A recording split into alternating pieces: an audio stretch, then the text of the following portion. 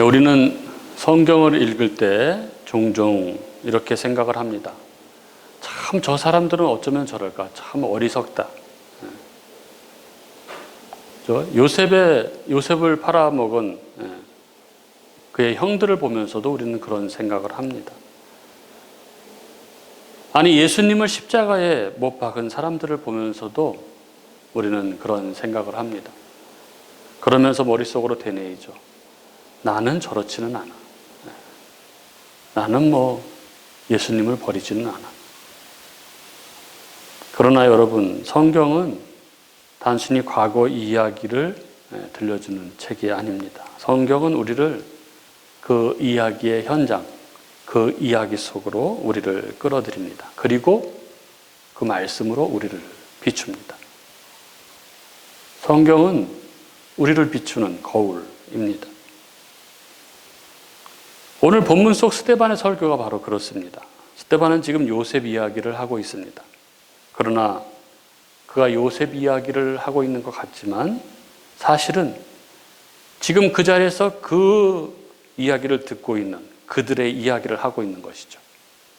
요셉을 누가 버렸느냐? 그럼 지금 예수님을 누가 버렸느냐? 그리고 오늘 이 말씀 앞에서 우리들 또한 구경꾼일 수는 없습니다.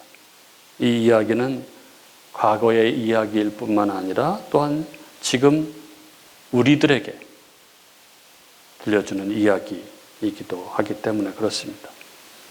오늘 말씀이 우리 각자에게 나의 이야기로 들려지는 그런 은혜가 있기를 바랍니다.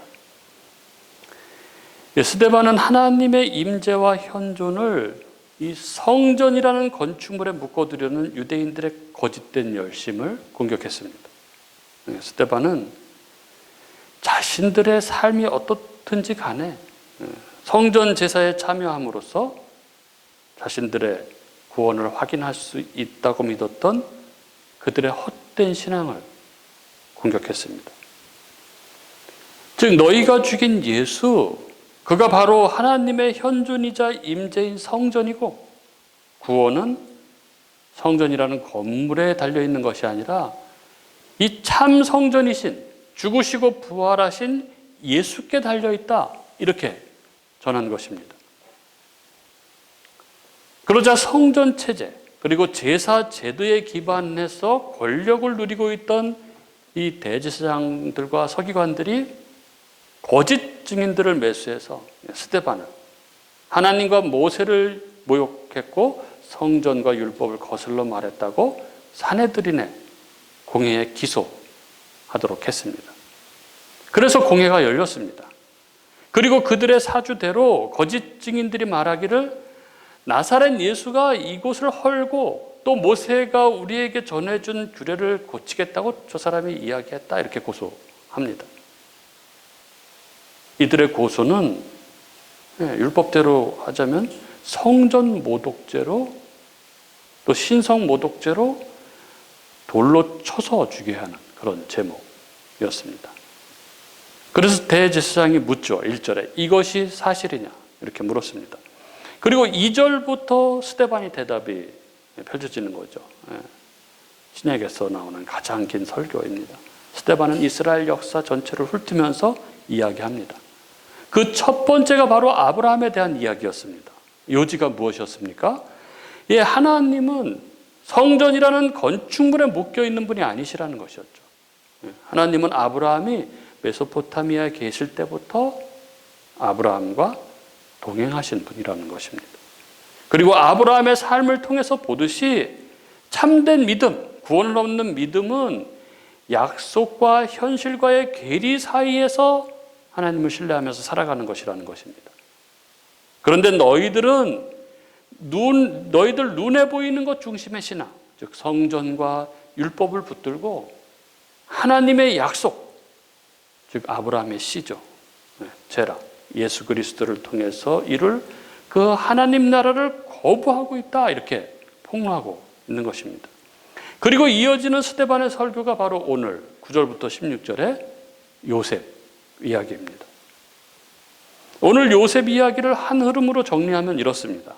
요셉은 형들의 시기로 애굽에 팔렸습니다. 그러나 하나님이 그와 함께 계셔서 모든 환난 가운데서 건지시고 결국 애굽의 총리로 세웠습니다. 그 후에 온 땅에 흉년이 들었을 때 요셉을 버렸던 형들이 양식을 구하러 애굽으로 내려옵니다. 처음에는 그들은 요셉을 알아보지 못했지만 이후에 비로소 요셉이 누구인지를 알게 됩니다. 그런데 요셉은 자신을 팔았던 형들을 심판하지 않고 오히려 그들을 애굽으로 불러들여서 그들을 살리죠. 결국 야곱과 온 가족이 애굽으로 내려와서 그렇게 하나님의 약속의 역사는 이어집니다.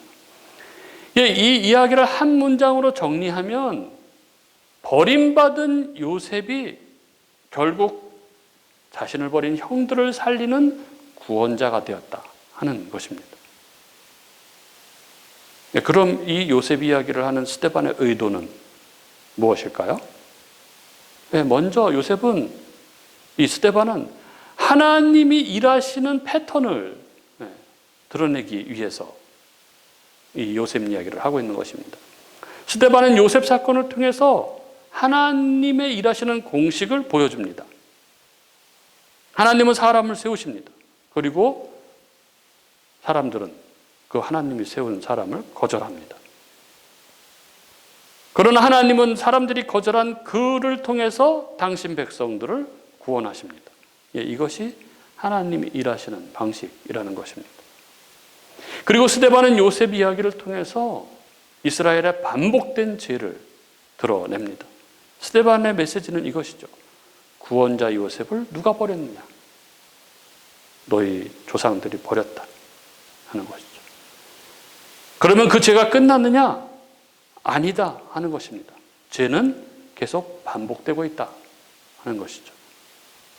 결국 스데반의 의도는 그들이 예수님을 버린 사실을 고발하려는 것입니다. 예수님이 요셉처럼 하나님이 보내신 분이신데 거절당했다는 것입니다. 그래서 고난을 겪으셨다는 것입니다. 그러나 결국 그분이 구원자시다 하는 것입니다.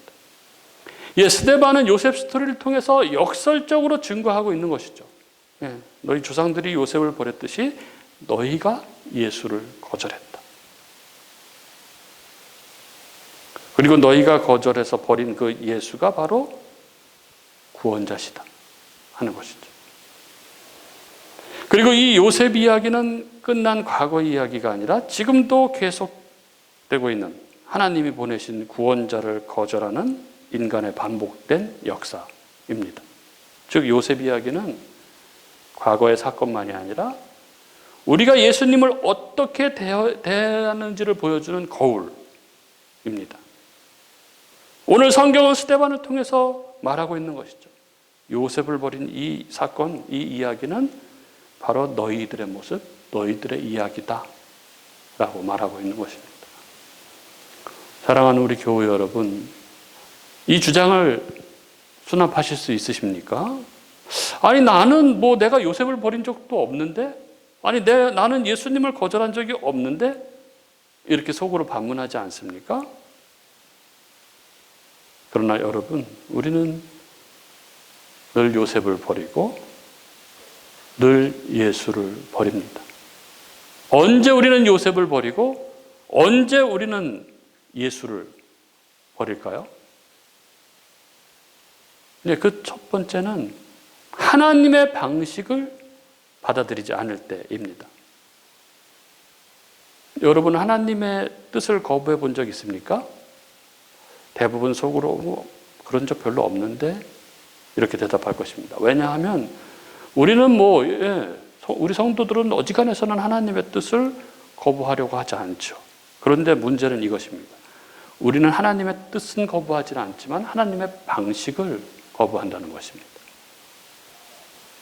요셉을 보십시오. 하나님은 그를 통해서 당신 백성들을 구원하려고 했습니다. 그런데 그 과정이 어땠습니까? 그는 형들에게 배신당하고 노예로 팔렸습니다. 그는 억울한 누명을 뒤집어 쓰고 감옥에 갇혔습니다. 그리고 감옥에서 오랜 시간을 잊혀진 채 지냅니다. 그런 삶은 도대체 구원자의 길처럼 보이지가 않는 길인 것이죠. 그래서 사람들은 판단을 합니다. 저자는 망한 거야. 결국 그들은 요셉을 버리지만 요셉을 버린 것이 아니라 하나님의 방식을 버린 것입니다. 우리도 이렇게 말합니다. 하나님 왜 이렇게 우리를 돌아가게 합니까? 하나님 왜 이렇게 오래 걸립니까? 하나님 왜 이렇게 우리는 힘듭니까? 그래서 우리는 결국 말하죠. 이건 아니야. 그 순간 우리는 요셉을 버리는 것입니다. 우리는 축복이 형통이라고 생각합니다. 그러나 하나님은 고난을 통해서 당신의 계획을 이루십니다. 요셉의 감옥은 실패가 아닌 과정이었습니다. 신앙은 하나님의 방식을 받아들이는 것입니다. 하나님의 뜻만 받아들이는 것은 누구나 다 합니다. 그러나 방식까지 받아들이는 것이 진정한 믿음인 것이죠. 예수님을 보십시오. 십자가, 그리고 십자가에서 죽음, 실패처럼 보이는 길입니다. 그래서 사람들은 말했죠. 결코 메시아일 수가 없어. 그들은 예수님을 버렸습니다.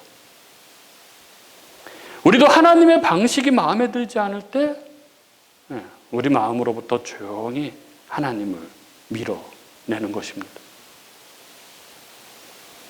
그리고 두 번째, 우리는 언제 예수님을 버릴까요? 바로 하나님이 세우신 사람을 인정하지 않을 때입니다. 우리는 하나님을 믿는다 하면서도 하나님이 세우신 사람을 인정하지 않을 때가 많습니다. 요셉은 하나님이 꿈을 주신 사람이고 하나님의 계획 속에 있는 사람이고 그 야곱 공동체를 살릴, 아니 유대 공동체를 살릴 사람이었습니다. 그런데 형들의 반응은 어땠습니까? 저놈이 우리 위에 군림하겠다고? 그들은 인정하기가 싫었습니다. 우리는 왜 하나님이 세운 사람을 인정하지 못할까요? 비교의식 때문에 그렇죠. 왜 저 사람이야? 왜 나는 아니야? 하는 것입니다. 또 자존심이 발동을 합니다. 내가 저 사람 밑으로 들어가야 돼? 그럼? 이렇게 생각하는 거죠. 그리고 익숙함도 하나의 원인입니다. 저 사람 내가 잘 아는데? 제 어릴 때서부터 내가 잘 아는데? 가까울수록 인정하기가 어렵습니다. 식구면은 더 힘듭니다. 그래서 형제들이 더 심하게 거부했습니다. 우리도 하나님이 세우신 리더를 보면서 마음속으로 판단합니다. 또 공동체 안에 누군가가 세워질 때 마음속으로 비교합니다. 하나님이 맡기신, 세우신 질서 속에 순종하기보다 마음으로부터 밀어냅니다. 겉으로는 말하지 않지만 속으로 나는 인정하지 못하겠다 하는 것이죠. 바로 그 순간 우리는 요셉을, 예수를 버리는 것입니다. 그리고 세 번째, 우리는 또 언제 예수를 버릴까요? 그것은 하나님의 때를 기다리지 못할 때입니다. 여러분, 기다리는 것이 어려울까요? 믿는 것이 어려울까요? 대부분 믿는 게 어렵죠? 이렇게 대답할 것입니다. 그런데 성경은 말합니다. 믿음은 기다림이다. 이렇게 말하죠. 요셉의 인생을 보십시오. 요셉은 17살에 하나님으로부터 꿈을 받았습니다. 그리고 형들에게 팔리죠. 그리고 애굽 보디발의 집에서 노예로, 그리고 감옥으로, 그리고 오랜 시간 갇혀진 시간이 있습니다. 그가 총리가 되기까지 아주 오랜 시간이 걸립니다. 13년 이상의 시간이 걸리죠. 하나님은 단 한순간에 하실 수 있었지만 아주 긴 시간을 사용해서 그 일을 행해 가십니다. 그런데 형들은 기다리지 않았습니다. 요셉의 형들은 이렇게 생각한 거죠. 꿈? 말도 안 돼. 지금 상황을 봐. 아니 저 꼬마가? 그래서 어떻게 합니까? 요셉을 제거해 버립니다. 기다리지 못하면 항상 판단이 가차없이 앞장서서 가는 것이죠. 우리도 마찬가지입니다. 기도가 응답되지 않을 때, 내가 생각한 때 하나님 이때까지 돼야 됩니다. 그런데 이 기도가 응답되지 않을 때, 그렇게 기도하고 매달리는데 상황이 바뀌지 않을 때 우리는 생각합니다. 이건 아닌 것 같다. 아니야. 그리고 결론을 내려버립니다. 기다리지 않고 내 방식으로 길을 찾아서 나섭니다. 바로 그 순간 우리는 요셉을, 예수를 버리는 것입니다. 기다림이 바로 믿음입니다. 기다린다는 것은 하나님이 일하시고 계신다는 것을 믿는 것입니다.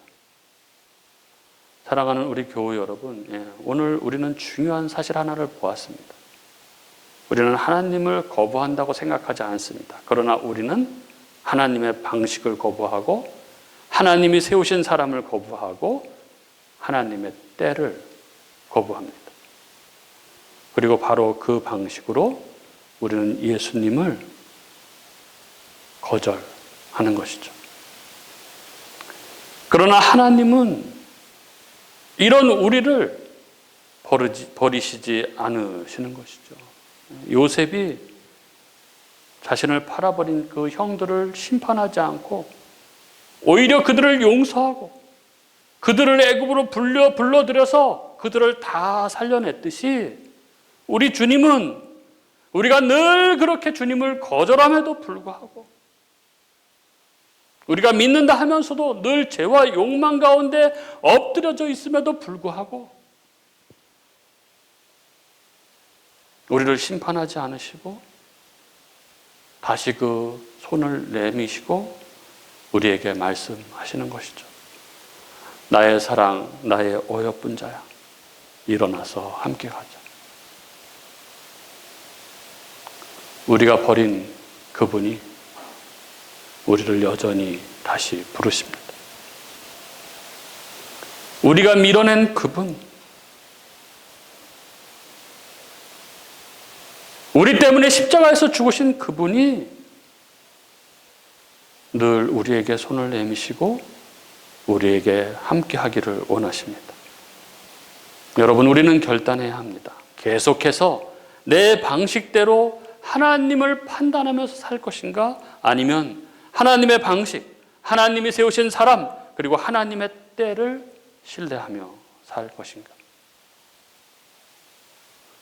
오늘 이 말씀 앞에서 우리의 마음을 다시 한번 하나님 앞에 드리는 저와 여러분이 될 수 있기를 바랍니다.